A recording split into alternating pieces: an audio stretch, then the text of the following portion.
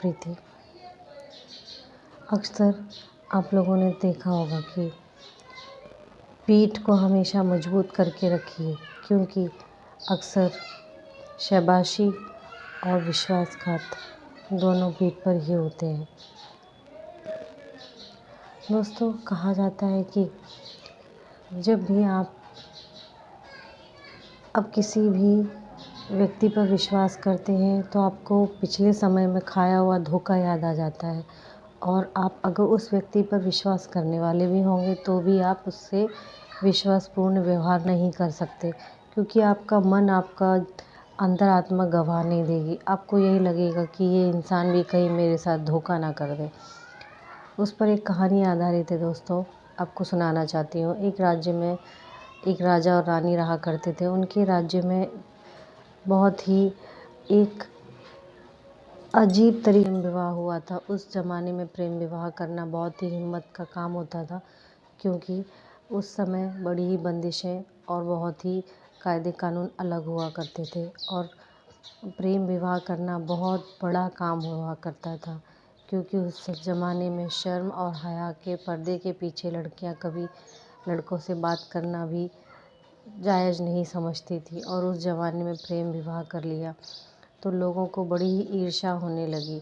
वह दोनों दंपत्ति अपने जीवन में बड़े ही खुश थे। प्रेम विवाह करने के बाद में उनके जीवन में बहुत ही खुशियाँ आ गई थी, और वह एक दूसरे के प्रति खूब जान देते थे, और बहुत ही स्नेह और प्रेम भरा था उन दोनों को मन में एक दूसरे के लिए। तो नगरवासी देखकर उनके बारे में चर्चा करते कि क्या ये सच में इतना प्रेम हो सकता है।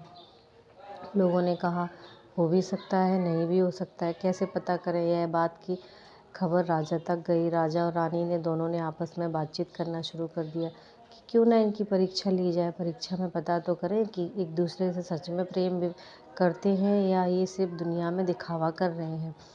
तो दोस्तों, राजा ने एक दिन पहले कहा, रानी आप उसके पति की परीक्षा लीजिए। तो रानी ने अपने कुछ दूतों को भेजकर कहा कि उसके पति से कहो कि आपके राज्य की रानी आपसे मोहित हो गई हैं, प्रेम विवाह करना चाहती हैं।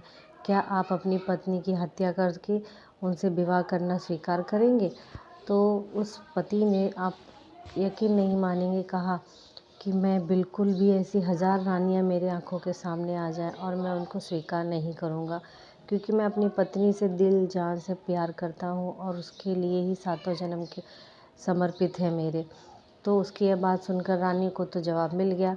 फिर राजा की बारी थी। राजा ने जब उसकी पत्नी के लिए संदेश भेजा कि आपके राज्य का राजा आपसे विवाह करना चाहता है, क्या आप अपने पति की हत्या करके उससे विवाह करने के लिए तैयार हैं? तो रानी तो हार मान गई थी, मगर राजा को संदेश में उसकी पत्नी ने हाँ कह दिया कि हाँ, आप आज रात को जो 2 या 3 के बजे के बीच में जो मसाल बंद होंगी, उस मसाल का मतलब समझ लेना कि हमने अपने पति की हत्या कर दी है।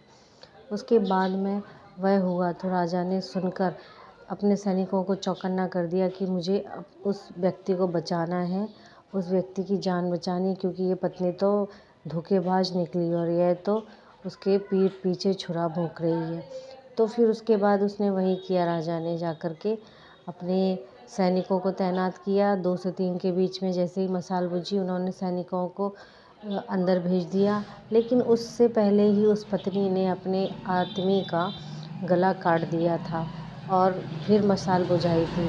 इसका मतलब यह होता है कि वह प्रेम में धोखा खा गया और पत्नी ने उसे धोखा दे दिया। तो राजा को इतनी घृणा हो गई, उस सारी औरतों से घृणा हो गई। राजा ने हुक्म सुना दिया कि जाओ, पूरी राज्य की जितनी भी महिलाएं हैं सबका गला काट दो, सबको ख़त्म कर दो, मुझे किसी भी स्त्री जाति की शक्ल नहीं देखनी है। तो उसका जो मंत्री था, मंत्री तो एकदम शॉक हो गया। मंत्री बोला, ऐसे कैसे महाराज ने ये निर्णय सुना दिया है?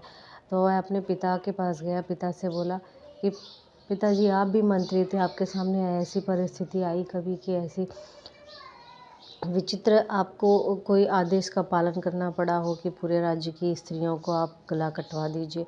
तो पिताजी ने कहा, बेटा आप एक काम करो, आप एक और परीक्षा ले लो किसी की। तो बेटे ने वही किया। बेटा गया अपने मंत्री को कि ढूंढो इस राज्य में कोई वफ़ादार पत्नी भी होगी। तो सच में उन मंत्रियों को मिल गई एक ऐसी वफ़ादार पत्नी जो एक कब्र खुदवा रही थी और उसके ऊपर एक और कब्र खुदवा रही थी। तो उसने कहा कि ये 2 कब्रें किस लिए खुदवा रही हो आप?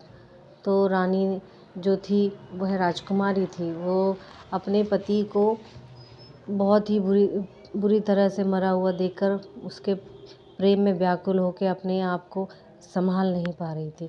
तो उसने जवाब दिया कि यह जो पहली कब्र खोद रही हूँ मैं उस राजकुमार के लिए जिसका मैंने गला काट दिया, जो मेरे पति की हत्या करके मुझे उससे सातों जन्म से दूर कर दिया, जिसे मैं अपने दिल और जान से प्यार करती थी। अब मैं अपने पति के बिना 1 मिनट भी नहीं रह सकती और मेरे पति के बगल में ही मेरी कब्र बनाई जाए, जिससे मैं उसके साथ जीने मरने के जो वादे किए थे वो तो निभा नहीं पाई, लेकिन मैं मरने के बाद उसी के साथ हमेशा रहूं, जब तक मेरे जान तो बचेगी नहीं, लेकिन मेरा इस दुनिया में जो अस्तित्व है उस अस्तित्व के साथ में ही मैं अपने पति के साथ रहूँगी।